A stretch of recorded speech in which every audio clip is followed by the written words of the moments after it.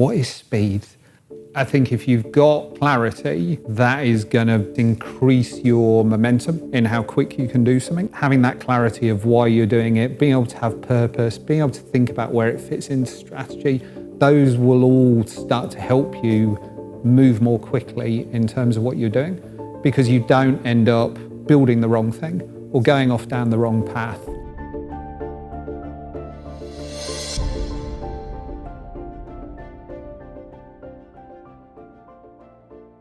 Bleddyn Williams. I'm head of engineering within Sainsburys Tech, and the space that I look after is buy, fulfill and in-store. We touch a lot of customers in the job that I do. That is very much a leadership role from a digital point of view. So whether it's people who are coming in store, whether it's people who are shopping online, we interact with customers kind of throughout their journey with the group of companies that we've got, whether they're in Sainsburys or whether they're in Argos. So you could look at it and say that does make us a digital leader. We're trying to bring together all the different parts of the business from our user experience side, from our engineers who are building code, from our product teams. You know, we're trying to bring all that together and then build the right interaction with customers and do it in a way that is going to work both for Sainsburys and for the end user. I think there's almost the tip of the iceberg. The bit everyone will think about if you said digital experience is what it means to me as the customer, maybe when I'm on my phone. But to get to that, you want everything else to help in maybe the speed, the performance, the scalability. So it doesn't matter whether I'm shopping with you and it's quiet, or whether I'm shopping with you and it's really busy, I still get the same level of performance that's in there. And all those things go towards the experience of the customer, and also how you then bring about change in that digital experience. So do you have downtime when you're releasing that change? Is there an easy way perhaps for you to roll back? So then there might be something you put out that causes a problem. One of the things, you are constantly innovating. I don't think you should be afraid of doing it and pushing the boundaries of what is possible. I think we still see it in what we do now. We'll ask questions of the technology that's there. Don't just take there is only one way to do something. I think if you're a good team, you will challenge yourself in your thinking. Don't just do the obvious. So whether it's your own technology that you're trying to build, or if you're working with somebody else's technology, really ask questions about what it can do and push the boundaries of the product. I think that's quite important. Don't just settle for someone's done it this way before and that's the only way to do it. I think if we look too inward, we'll always do the same things. I think the one bit I can see is I bring a lot of experience from what I've done over the years. And although the technology changes, and at times I will admit I'm quite a long way from some of that technology compared to what the engineers are doing, the thinking and the way you're trying to solve the problems doesn't change that much in there. So the experience is really useful to I guess, bring to a situation to help us get to the point where we're making decisions, where we're thinking, are we going to buy it? Are we going to build it ourselves? What's the right approach we're going to take here? How are we going to bring the teams together? But those kind of things stay the same. I like cycling. So I also go and watch cycling. I even watch cycling on the TV. And when you watch how they do things, you've got lots of different people who go to creating the overall win for a team. It's not just down to that one person that's won.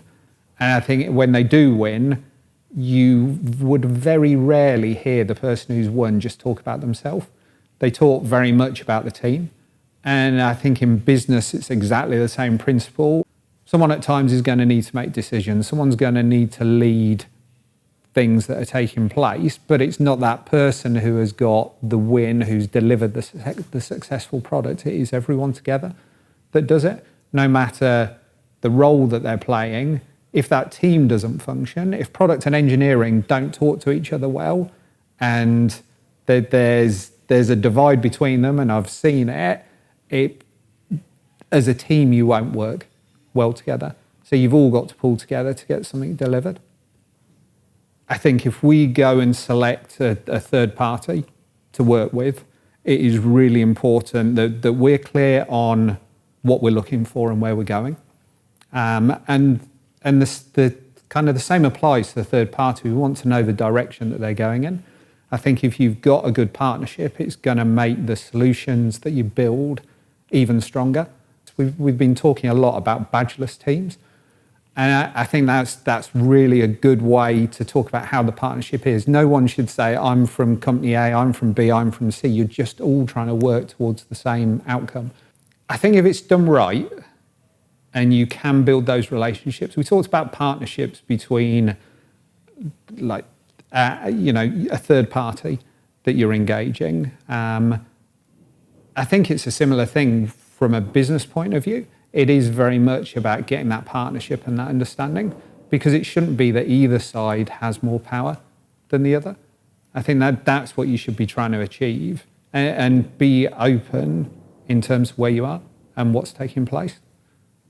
That's what that would be the kind of holy grail of this over the last number of years, thinking about long-lived teams, sort of part of the agile concept, but thinking long-lived teams so that you get some ownership in there.